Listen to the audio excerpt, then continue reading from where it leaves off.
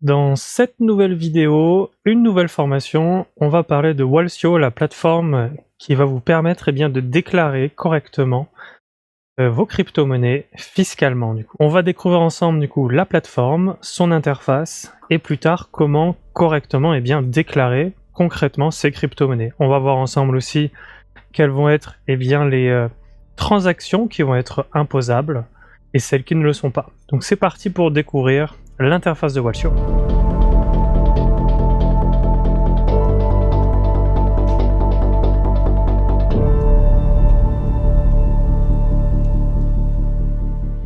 On se retrouve là sur Walsio. Walsio qui est une plateforme française qui a été créée il y a maintenant plusieurs années et qui a chaque année développé son interface et développé du coup aussi ses nouveaux outils. Donc on va voir aujourd'hui en 2025 à quoi ça ressemble.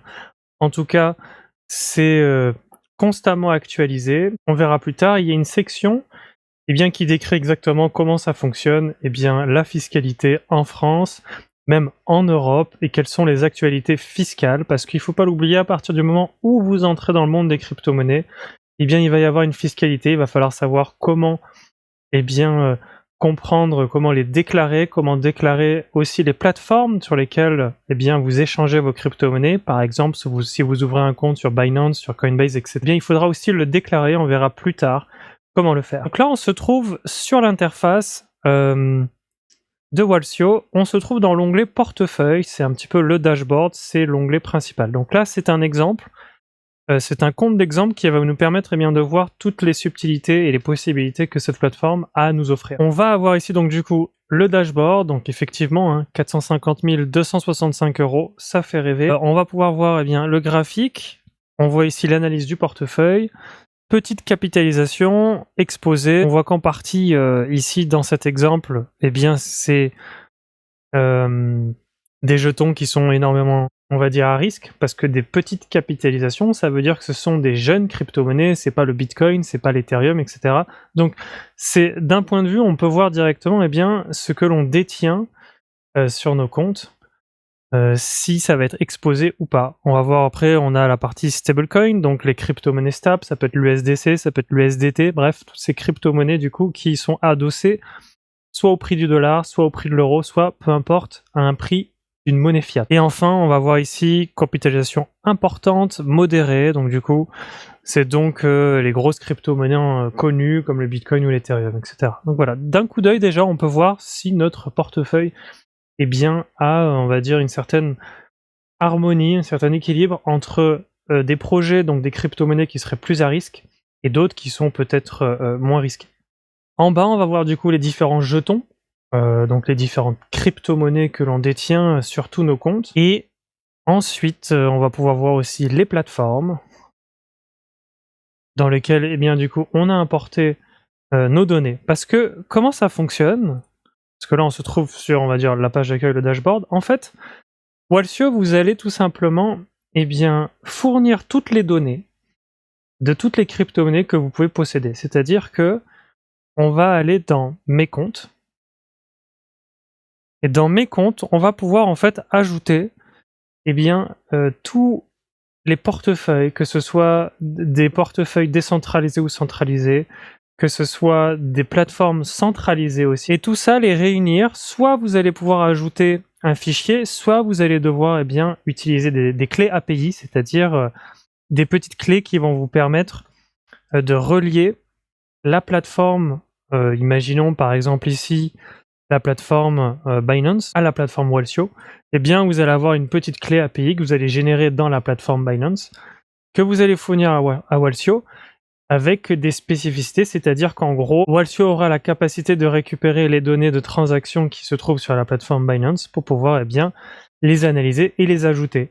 Parce que une fois que vous allez ajouter un par un du coup tous vos comptes, vous allez pouvoir les retrouver du coup dans l'onglet ici transactions. Et dans cet onglet transactions, on va pouvoir retrouver de manière automatique tout ce qui a été fait sur le compte là. Par exemple, dans ce compte d'exemple, on peut voir par exemple qu'il y a eu une sortie de 0,001 BNB, qui est donc le jeton de Binance, d'un montant de 0,59 centimes d'euros. ça a été fait à telle heure, à telle date, et on peut voir du coup les échanges qui ont été faits aussi auparavant, de quel compte à quel compte, etc. Et en fait, ça va prendre en compte absolument toutes les plateformes que vous avez ajoutées, n'importe lesquelles, que ce soit Binance, Coinbase, que ce soit un compte MetaMask que vous avez, etc. Juste prendre toutes les transactions. Et c'est très intéressant parce que, imaginez là, sur ce compte d'exemple, vous n'êtes pas forcément quelqu'un qui est dans les crypto-monnaies de manière experte, mais avec le simple fait eh bien, de vous être inscrit sur Binance, sur Coinbase, ou d'avoir un petit compte MetaMask et d'avoir testé un peu le monde de la DeFi, donc de la finance décentralisée, eh bien, vous pouvez vite vous retrouver avec une tonne de transactions. Des transactions toutes bêtes, c'est-à-dire simplement le fait d'avoir transféré de Binance à Coinbase, le fait d'avoir transféré de MetaMask sur un protocole de la finance décentralisée, juste les transferts comme ça. Tout ça, ça vaut une transaction. Et pour calculer en fait la fiscalité, eh bien toutes ces transactions vont être importantes pour comprendre eh bien vos plus ou moins values. Et c'est pourquoi en fait l'idée d'avoir eh bien une plateforme comme Walsio, eh bien c'est de se faciliter la tâche parce que de toute manière c'est humainement impossible lorsqu'on a, par exemple ici dans ce compte d'exemple, on a plus de 17 000 transactions. C'est impossible d'aller récupérer chaque transaction et de comprendre quelle était la valeur de telle crypto-monnaie à telle date, à savoir qu'il a été échangé contre telle valeur, et cette valeur, quel était son prix, etc. Donc, une fois qu'on commence à rentrer dans les crypto-monnaies, c'est important de s'entourer de ce genre d'outils. Et on verra plus tard, encore une fois, comment on fait, on verra pas à pas comment eh bien, on ajoute des comptes, comment on en arrive, etc. Walsio a plusieurs formules, et ce qui est très intéressant, on peut voir ici, formule free. Ici, ce compte est actuellement sur une formule, donc sur un abonnement, qui est gratuit. C'est-à-dire qu'en fait, vous voyez ce nombre de transactions, eh bien, suivant l'année, par exemple, sur l'année, là, on était sur, je pense, voilà, on voit que c'est le nombre de transactions inclus dans votre plan 2024. Donc, en 2024, a été effectuée qu'une seule transaction en crypto-monnaie. Et donc, du coup, le logiciel, la plateforme Walsio, fait en sorte que jusqu'à 50 transactions, eh bien, votre formule est gratuite. Vous allez pouvoir, eh bien, générer, via ici l'onglet déclaration fiscale, vous allez pouvoir du coup générer un rapport fiscal automatique. Maintenant, si vous dépassez eh bien, ce nombre de transactions, eh bien, il y aura d'autres formules. Donc vous allez avoir la formule Starter qui va jusqu'à 1000 transactions, qui est à 99 €. Donc c'est pour un abonnement d'1 an. Ensuite, vous avez la formule Smart, jusqu'à 10 000 transactions. Et enfin, la Unlimited, là, c'est vous n'avez pas de limite de transactions. Moi, je pars du principe qu'en tant que débutant, on va pas trop dépasser les 50 transactions au début, on n'est que sur Binance, on n'est que sur Coinbase, on n'est que sur des plateformes très simples. Mais attention, ça va très vite, c'est-à-dire comme on l'a vu tout à l'heure sur les transactions, il suffit juste de transférer par exemple un peu de Bitcoin sur Binance via Coinbase, etc. La plateforme va la traiter comme une transaction, car c'est une transaction. Vous allez passer d'une plateforme à une autre, vous avez payé des frais de gaz pour pouvoir, eh bien, du coup, faire cette transaction, et tout ça est inclus et va permettre le calcul de votre fiscalité et savoir qu'est-ce que vous avez payé en frais, qu'est-ce qui a été votre plus-value, qu'est-ce qui a été votre moins-value, etc. Vos achats, vos reventes, etc. Tout ça est calculé. Donc tout ça est pris en compte dans les transactions. Donc c'est quelque chose à penser. En tout cas, c'est très bien de se dire qu'on peut eh bien, essayer la plateforme jusqu'à 50 transactions gratuitement pour pouvoir eh bien, générer une déclaration fiscale et pouvoir ensuite aller sur le site des impôts pour pouvoir déclarer ses crypto-monnaies gratuitement. Donc, comme je parlais de déclaration fiscale, ici on se trouve dans l'onglet où on va voir le rapport fiscal qui est généré une fois eh bien, qu'on a importé tous nos comptes. Et dans l'idée, c'est qu'ici, on va voir les deux choses qui vont être à déclarer. Et ce qui est intéressant avec Walsio, c'est qu'ici, on peut voir directement des presets, des petits templates, directement de dire voilà, tu vas copier-coller ce qui a été affiché et ce qui a été calculé par Walsio, et tu vas le mettre directement dans impôts.gouv lors de ta déclaration fiscale des crypto-monnaies. Ce qui est super pratique parce que c'est toujours très incompréhensible ce qui se passe sur la plateforme impôts.gouv, ça peut être absolument déstabilisant et c'est très intéressant d'avoir une plateforme qui nous tient la main et qui nous montre voilà comment tu vas faire, etc. Par exemple, pour débuter ma déclaration fiscale, eh bien si je clique dessus, il va me prendre par la main, il va me dire voilà, il faut se rendre sur impôts.gouv, il va me faire le tuto en fait, tout simplement. Il faut faire ça, je fais étape suivante. Ensuite, tu vas cocher les bonnes cases parce que on va voir ici, voilà, il va me montrer exactement tous les annexes qui vont se trouver. Donc nous, on sait que ça va être intéressant de cocher l'annexe 3916 ou 3916 bis. Bref, c'est déjà très compliqué comme ça, et donc c'est pour ça que c'est super intéressant d'avoir tout le cheminement, nous en tant que débutants, et pour pouvoir rester en règle vis-à-vis de la fiscalité, sachant que la fiscalité en plus de ça change absolument tous les ans, et que c'est un site internet du coup qui en plus de ça a une partie blog qui va mettre à jour constamment les nouvelles actualités, et donc mettre à jour leur outil de calcul de fiscalité pour pouvoir être à jour. Donc les deux choses intéressantes, encore une fois, et là je le vois superficiellement, c'est juste encore une fois on étudie l'interface, hein, c'est que là dans cet onglet du coup de déclaration fiscale, on peut voir que les nécessaires pour déclarer, on va devoir faire le formulaire 3916 bis et le formulaire 2086. C'est les deux formulaires à remplir pour déclarer ces crypto-monnaies chaque année. Et donc, le formulaire 3916 bis, c'est celui qui permet de déclarer mes comptes à l'étranger. Alors pourquoi doit-on déclarer des comptes à l'étranger? Qu'est-ce que ça veut dire? Bien en fait, en France, on considère que ouvrir un compte sur une plateforme de crypto-monnaie, comme Binance, comme Coinbase, comme KuCoin, etc., ça correspond à comme si vous détenez en fait un compte bancaire à l'étranger. Et oui, parce que ces plateformes en fait fonctionnent comme des banques finalement. Et même si elles ont leur succursale qui se trouve en France ou en Europe, etc., peu importe. Toutes ces plateformes en fait sont soit basées dans des paradis fiscaux, etc., à Malte, etc. Et le problème, c'est que du coup, en France, on considère cela comme si vous détenez un compte bancaire détenu à l'étranger. Un peu comme le compte PayPal, qui est aussi considéré comme un compte bancaire détenu à l'étranger. Mais je pense qu'il y a une spécificité avec le compte PayPal, c'est le fait de ne pas avoir plus de 10 000 € sur ce compte. Si vous êtes en deçà des 10 000 €, vous n'avez pas à le déclarer. Mais par contre, en crypto-monnaie, peu importe, à partir du moment où vous l'ouvrez, il faut le déclarer. Et donc, avec Walsio, c'est simple. C'est simple parce que du coup, si je fais survoir, il va m'afficher du coup le template des différentes plateformes qu'ils ont indexées sur Walsio, qu'ils ont répertoriées. Et donc du coup, par exemple, si moi, j'ai ouvert un compte sur Binance, je vais chercher ici dans l'onglet, je vais taper Binance, voilà, je le sélectionne, et ça m'affiche du coup le template que je vais retrouver sur impôt.gouv avec les informations que je dois remplir.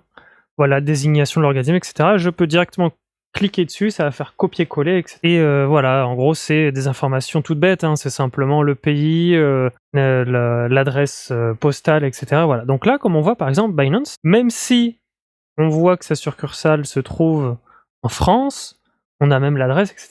C'est quand même une société qui est basée à l'étranger. Voilà. Donc il suffira de remplir ça, de déclarer qu'on a le compte Binance, etc. Et ça suffit. Mais il faut le faire. Parce que sinon, si vous avez un contrôle fiscal, on va vous demander quelles sont les plateformes d'échange, pourquoi vous n'avez pas déclaré ce compte, etc. Parce que, on est en France et ils veulent savoir exactement où se trouve tout votre argent. La seconde chose qu'il faut déclarer, du coup, ça va être les transactions imposables. Donc on va le retrouver du coup dans le formulaire 2086. Si je clique dessus, donc là, il me dit que je n'ai aucune session. Si là, on avait commencé à travailler sur ce compte, on aurait pu voir du coup, à la fin, toutes les transactions qui avaient été générées, il m'aurait dit, voilà, tu as généré peut-être tant de plus-value, etc. Et on aurait vu ici, le tableau. Donc on peut voir un aperçu du formulaire, voilà, c'est une démo. Et donc voilà à quoi ressemble ce 2086. Donc automatiquement, Walsio va me générer quelque chose comme ça, qui va ressembler exactement à ce que je vais retrouver sur impôt.gouv. Et j'ai juste à faire copier-coller, tout simplement, quand je serai sur impôt.gouv. Donc c'est super intéressant, c'est super rapide, et c'est très pratique. Et après, bien sûr, on peut retrouver tous les rapports ici. Voilà, si je génère du coup mon rapport fiscal, je vais pouvoir télécharger le certificat fiscal, le résumé, ma fiche de stock, le grand livre, le formulaire 2086, toutes ces données qui me permettent moi déjà d'avoir un suivi sur mes propres comptes, de savoir où j'en suis, sur mes gains, sur mes pertes. Et en plus de ça, ça me fait un petit dossier de suivi aussi pour, en cas d'un jour d'un contrôle fiscal, ils vont me dire, voilà, toutes ces années, vous pouvez nous montrer, voilà. Et au moins, je serai en règle avec tout ce qu'on me propose là. Et donc, c'est sur cette page que je pourrais voir, voilà, le gain sur l'année fiscale, mon montant d'imposition. Donc, il existe deux manières maintenant d'être imposé. Ici, on voit ici qu'il y a marqué mode de déclaration flat tax 30%. Ça veut dire que sur vos plus-values, vous serez taxé 30%. Donc, si vous gagnez 100 €, en crypto, en plus-value, vous donnerez 30 € du coup eh bien, aux impôts. Mais il y a une deuxième manière d'imposition qui est arrivée en 2023, voilà, depuis 2023. Maintenant, vous pouvez choisir l'impôt sur le revenu.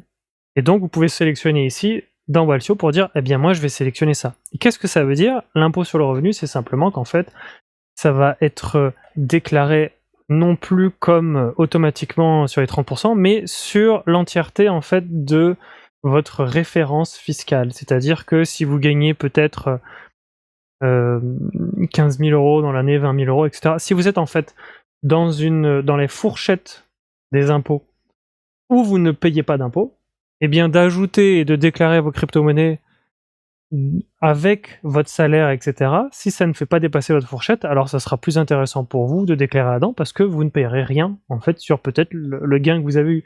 Peut-être que les 100 euros que vous avez gagnés et que vous le déclarez sur l'impôt sur le revenu, eh bien ne vous fera pas sortir de votre fourchette d'impôt sur le revenu, vous ne payerez toujours pas d'impôt. Voilà. Et vous l'aurez inclus, vous l'aurez déclaré.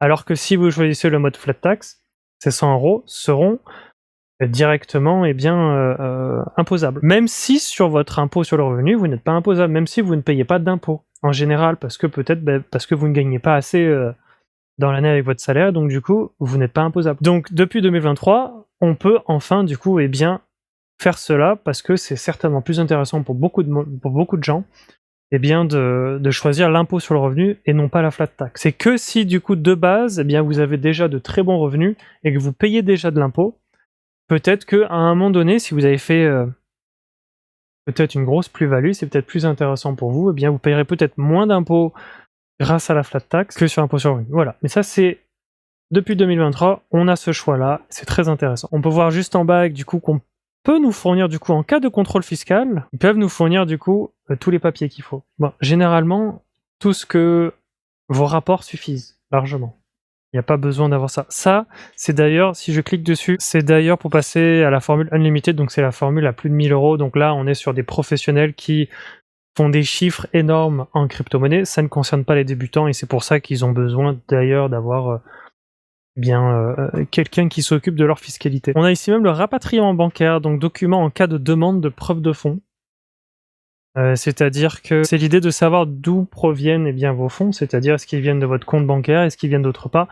Je pense que ça permet d'éviter le blanchiment d'argent. Et c'est je pense que c'est si votre banque en fait vous demande ça, c'est pour prouver que peut-être ça vient des crypto-monnaies ou inversement. Donc on a vu l'onglet mes comptes où on ajoute tous les comptes, on a vu l'onglet portefeuille qui nous donne une vue globale. Alors l'onglet opportunité, ça a été mis assez récemment aussi sur Walsio. Ça va vous permettre, en un coup d'œil, de voir le rendement de votre portefeuille. C'est-à-dire, en fait, là, on peut voir.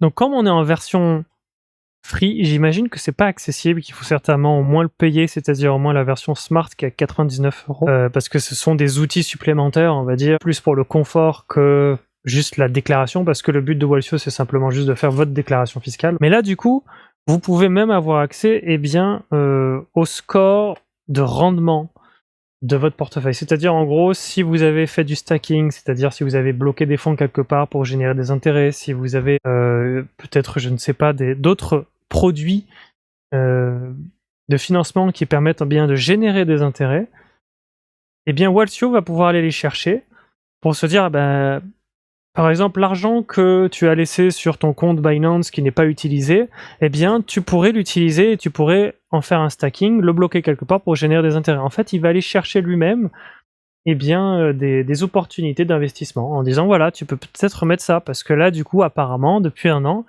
j'ai raté cette opportunité. Sur ce compte d'exemple, on a raté 2242 euros de plus-value, par exemple. Donc c'est intéressant.